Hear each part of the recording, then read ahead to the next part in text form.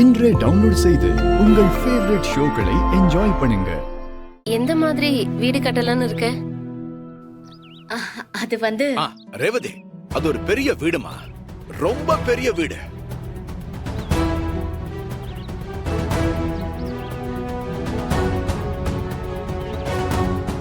இது ஒரு கிரவுண்ட் இடம். இது இந்த இடம் மொத்தமும் பெரிய வீடு.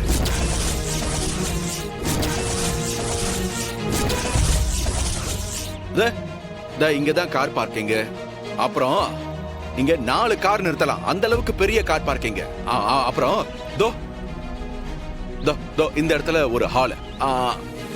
அப்படியே லெஃப்ட் திரும்பணும்னு வச்சுக்க, ஒரு பெரிய பெட்ரூம்.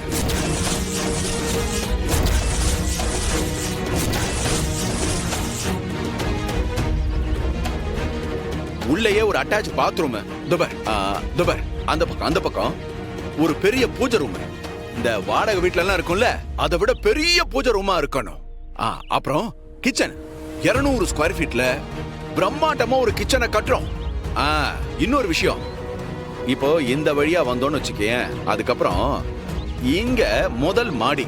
அந்த முதல் மாடியில அஞ்சலிக்கு ஒரு ரூம், ரேவதிக்கு ஒரு ரூம், துளசிக்கு ஒரு ரூம். மறந்துட்டானே, அப்புறம் பசங்களுக்கு 2 ரூம்.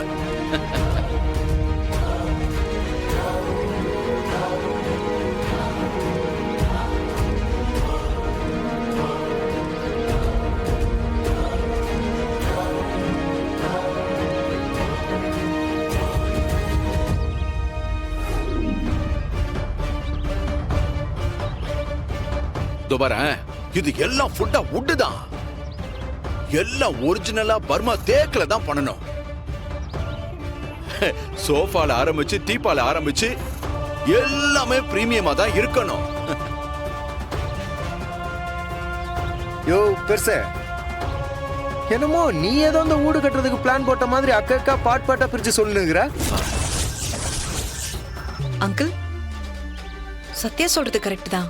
அங்கிள், எங்க அப்பா நினைச்ச பிளான நீங்க கரெக்டா சொல்றீங்களே, உங்களுக்கு எப்படி தெரியும் இதெல்லாம்? அங்கிள், என்னமோ நீங்களே அப்பா பக்கத்துல உட்காந்து இந்த பிளான போட்ட மாதிரி சொல்றீங்க. இல்ல, இது நானும் எங்க வீட்டுக்காரும் பேசிக்கிட்ட விஷயம்.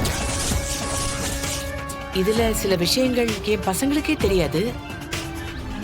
எப்படி இவ்வளவு சரியா நீங்க சொல்றீங்க? அது அது அது வந்து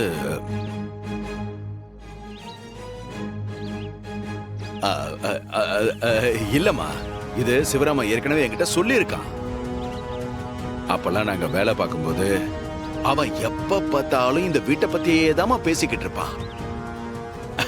அது போக இப்ப இந்த இடத்த நீங்க எல்லாரும் மீக்க போறதா சொன்னீங்களா, இது அவங்கிட்ட சொன்னேன். அப்ப போன்ல இதெல்லாம் என்கிட்ட சொல்லிக்கிட்டு இருந்தா. அதுதான்